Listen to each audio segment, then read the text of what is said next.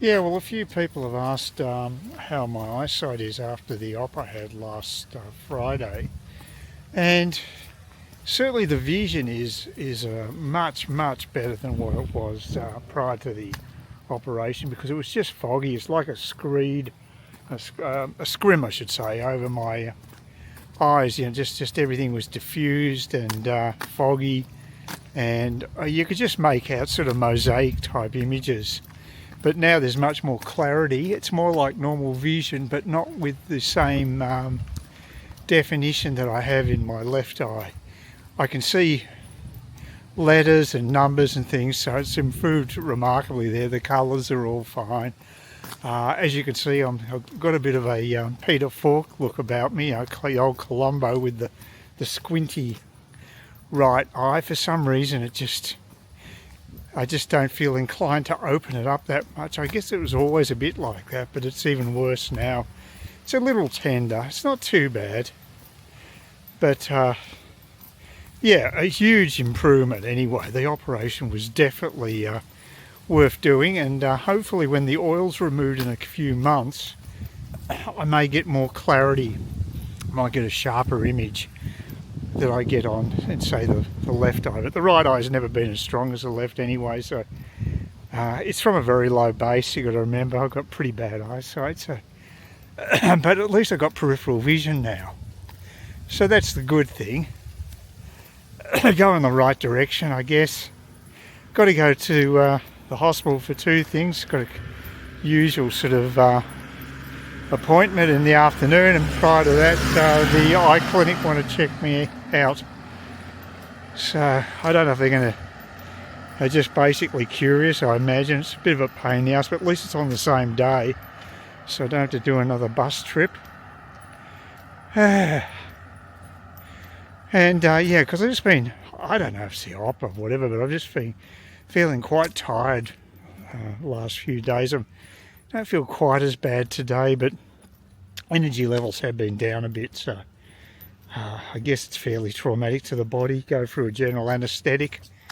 So, but I got in a bit of time on the old Manor Lords again, but I won't punish you with all the details, because I know most people probably don't give a stuff. It's just a game I like, and with about 2 million other people, of course, who have joined. But yeah,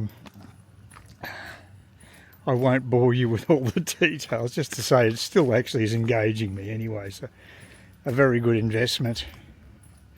Takes my mind off other things. I also need to rearrange dates for my trip to Vietnam if I go ahead with it, and I'm still in two minds about that. One thing I have noticed is the prices of the airline tickets for Vietjet have dropped substantially, which means that there won't be any problem me changing the dates of the flights, because I've paid more for my flights than what's the current charge. So I'll be able to even leave earlier if I want to. My cousin said maybe I should do that, and I've got to get back early because the specialists want me back in a certain time frame. So yeah, so basically I'll have to shorten the trip, but I can actually go earlier, and there won't be any penalty price-wise. And of course the other bookings are with booking.com for the accommodation, and there's no penalties at this stage for changing dates or cancelling or whatever. I was thinking maybe reducing my time in Da Nang from 2 to 1 weeks if I got a shortened trip. But if I can lengthen it, get there earlier, I don't know, I may not do that. I'll just play it by ear, not sure exactly, because the thing is, if you want to save money, you really should make a booking for a month. You will get a discount, even on booking.com. So I'll be spending a month in Saigon, in District 7 probably, because I just like the pace down there. It's a bit too hectic in District 1 all the time, and traffic and noise and everything, but 7's a bit of an oasis, and you do get a bigger bang for your buck with the accommodation there too, so that's a good thing. So anyway, got all those things to think about, lots of things to think about, and and try to get things sorted. Today's weather-wise is pretty typical. It's threatening, but we've got a bit of sun right now, but you just never know. It's all over the place. I finally got onto CommBank and went through the financial disputes people. So I've made a formal complaint now. They've acknowledged that. They acknowledged that yesterday by email, the government mob. So now CommBank will be forced to have to deal with me. I'm staggered that they are so unable to actually just speak to their customers. They can't go on like that. If they continue on that way, they're going to lose a lot of business. They're probably more focused on the corporate part of it, but if enough individuals leave the bank, it will hurt them. But just the arrogance is amazing, because I have had a few scandals in the past at CommBank with the financial advice scandals and things like that. So they haven't exactly had a clean slate. I had a good run with them getting the housing loan. I found that all went very smoothly, and the mobile housing officer, she was great. But and there are some good people at branch, but yeah, just when the branch manager themselves has a low level of confidence in them getting back to me, you really got to wonder. Anyway, it's I've done everything I can do, and that always makes me feel better. The worst thing I can do is just sit on my ass and not do anything, but at least I'm having a go to get things sorted. So I just would like to have online access to my CommBank accounts. It would be nice. It's been since the 26th of, it's actually been even before that, probably about the 20th, or maybe even before that, of March, that I lost access online, and I haven't had it restored yet, and I have no idea what's going on in my bank accounts. It's just ridiculous. Just outrageous, really. Actually, there was a bit of local news I wanted to mention. I actually walked past those units in Kawara Street, which have been I was meant to be built, I'd say, probably a year or so ago. There was actually a sign up and everything, but finally construction is taking place. I saw some pipes and heavy equipment there, so they're doing something. They're doing the infrastructure and maybe the foundation work to build the damn thing. So it's been a long time coming, but finally happening. I also looked up the Woolworths, the local Trinity Beach Woolworths. It's not going to be open until the third quarter next year. It was meant to be a year ago that it opened, and they're actually putting it off at least 2 years from the original date. Not quite sure why it's taken so long. I would have thought building a supermarket wouldn't take that long once you got all the legal crap out of the way, but apparently not. Yeah, well, it's Thursday, and it's one of those rare beasts of a nice day in far north Queensland at the moment. Seeing the sun is such an unusual experience. It's been amazingly overcast. So, it is a really pleasant change to see some sun. So I'm getting myself extricated from all these problems with my with these fraudulent PayPal debits that were showing on my net bank account. I've got access again to my net bank, so that's the first thing. And I can also check out CommSec. It's all available online again, so that's good. And I actually rang PayPal. I was advised by they got a case manager looking into the fraud situation from CommBank, and she told me that I should contact PayPal. Wasn't quite sure what the point would be, because my understanding is they'd already made contact with them. But one thing, I was surprised that PayPal do have a reasonable telephone support line, better than the banks actually, and I didn't expect that.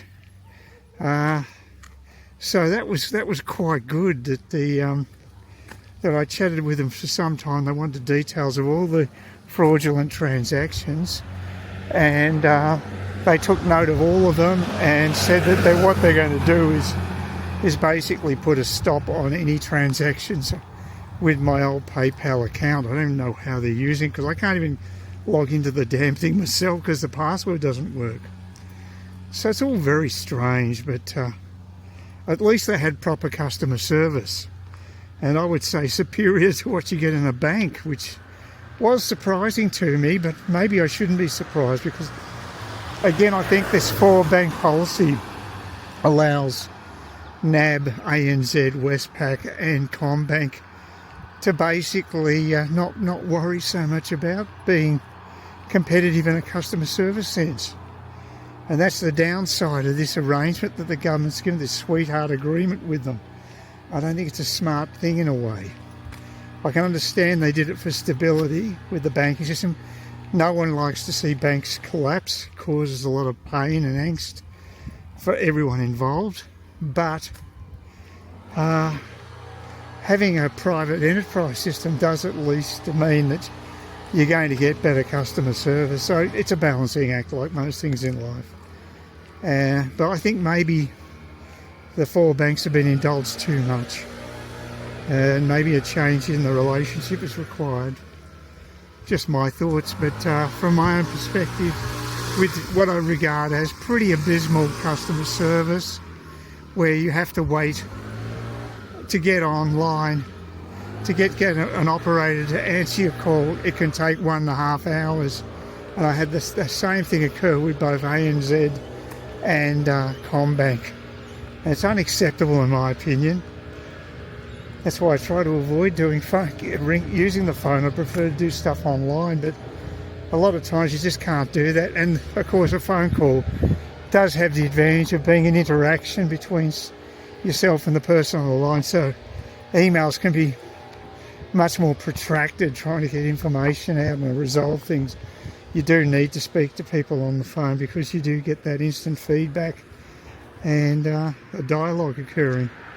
So yeah, not ideal, but I've truncated my impending overseas trip. It may not even occur, but if it does, it'll be cut down to around 4 weeks.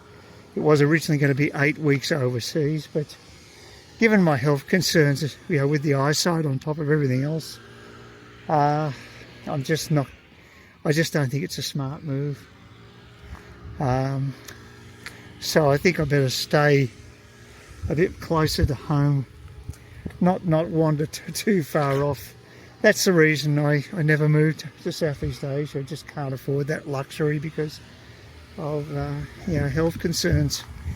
So when I was younger, I could have done it, but not these days. So you've got to be practical, I guess. So what my pattern might be is just doing shorter, more frequent trips, maybe up to 4 weeks in duration, with the advice of the medical professionals telling me what they think I can get away with. They seem to be pretty cavalier about the whole thing in the past, and they don't seem to worry too much. But yeah, I'm going to keep it really simple and just go to the one place. I'm not even going to different hotels. I'll just go to the one hotel in District 7 and keep it simple. So won't be super exciting. I know people love the seaside stuff, and I would have loved to have gone to Da Nang, but I'm going to have to reschedule my my Vietnam Airlines flights from Saigon to Da Nang, which will probably occur in February, I'd say. Apparently Tet finishes about the 3rd of Feb, so sometime after that I'll be going away again if I'm up for it.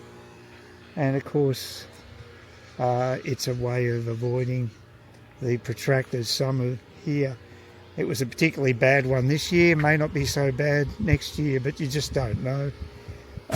So my plan generally is to get away in that time of year and spend my birthday overseas, for instance. So sounds like a decent plan. Anyway, today I've got a fair bit on the agenda. I've got to do a consult with a doctor and then go in and have some treatment as well. So it's going to be a long day.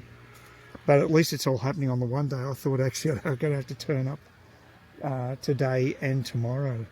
And today it would have been like for a 10-minute consult. having to go all the way down to Cairns, which is about an hour on the bus, and returning. Oh, by the way, those 50-cent public transport fares don't kick in until I think it's the 5th of August. So the election type drop in public transport fares won't occur until then. The other thing is, if you're going to drop the fares to 50 cents, it begs the question, why charge anything? Just make it free public transport. I mean, how much revenue are you going to get if you're charging 50? It's already relatively tokenistic. I think they only recover maybe up to 50% of the actual cost of the public transport at the moment with the normal fares. So if you're actually dropping it, like tenfold, which is approximately what it's going to be for me on this trip to the to the hospital down there, it's going to cost a tenth of what I would be paying, and so it's only going to be paying about a tenth of a half. So yeah, that's what, 5%.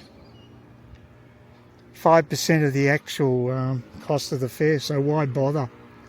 And the collection of the fare costs money anyway, so if you get rid of the fares altogether, it means the drivers don't have to deal with cash, which is good for their safety on the buses anyway. And it's a lower cost all round. There's no requirement for ticketing. So I don't quite understand why they even bother charging. To me it seems a bit silly, but oh well, anyway, that's it's a 6-month trial, which conveniently falls into the election cycle, which will cover the period up to the election. What a surprise. It's actually quite a beautiful day, actually. Weather's fantastic. Had a couple of breakthroughs this week. The most important one was with PayPal. They actually sent me an email saying that my dispute with them had been finalised, and it appears, and I'll put it in those terms because I'm not 100% sure, but it appears as if they're going to refund the money that was debited to my bank account. Mind you, I should have bloody looked up my bank account just to check that. I didn't do that, which is pretty remiss of me. But so that's good news.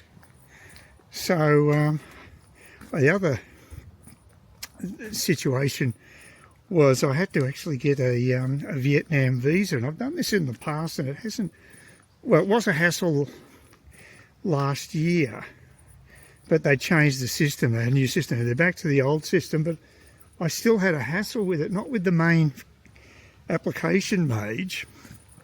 It was the payment screen that caused me grief. And because I use my middle initial in my name for my credit card, usually I put that in when I actually do transactions in Australia. If I don't, it'll reject. So it's quite pedantic about that. But in the Vietnamese one, it was the opposite. So I tried doing that, and I had 2 attempts at getting through the payment, and it failed both times. And then I checked out my NZ bank account, and it looked as though my bank account had been blocked. So I freaked out and rang the bank the next day, got through to a Filipino call centre, and they transferred me to a specialist area in the ANZ, and that was a local woman on the phone. And I felt like a total goose when I discovered I put the wrong CRN number in. They'd changed my CRN number after the fraud I had last year, and I'd put in the old number. So of course it said it was blocked, but there hadn't been any problems with the account. So I was able to go and have another go at getting my Vietnam visa. And this time I didn't put the middle initial in, and it went through okay. It came up with, of course, the ANZ OTP, which is the one-time password screen, which has to go to your mobile. So I put that, and it actually came through pretty quickly. Usually those things are so slow. They can take quite a few minutes before the OTP actually lands on your mobile phone. and this number, nearly every time I have to push the resend button. But this time it actually happened quickly.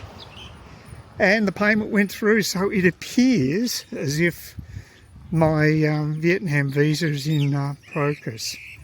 I mean, hopefully we won't have to do this much longer, because there is talk of there being a Southeast Asian visa which will cover all the countries that I'd be interested in, so even including Burma, which I'm probably not really wanting to go to. It's got a civil war happening at the moment. But Malaysia, Laos, Cambodia, Vietnam, Thailand, they're all included, with Vietnam, of course, as it's under the one visa. So you can get a visa that will allow you access to any of those countries, like a mini Schengen situation. So that sounds good, but unfortunately these things take time, and as usual we're still waiting for it all to happen. So yeah, it's not happened yet, so fingers crossed. Patience is a virtue.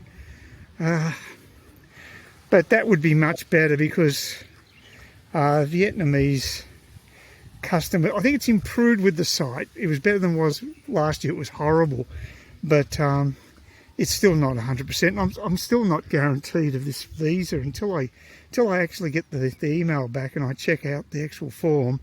I'm not convinced it's right. That's why I'm doing it way ahead of the trip. Give myself plenty of wiggle room, which I think is required these days with lots of things. You just want to make sure you don't stress out too much with stuff.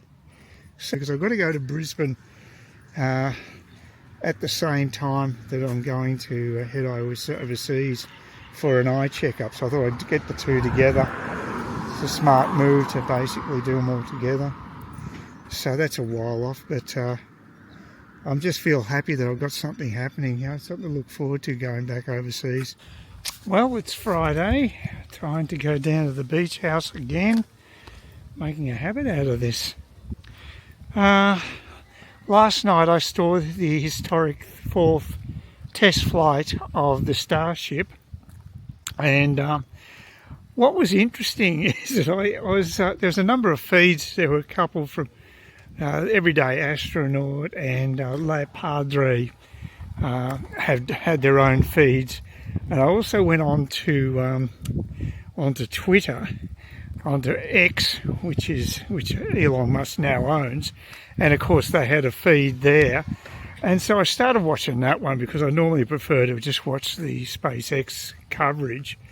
And we got to the stage about almost 3 minutes until the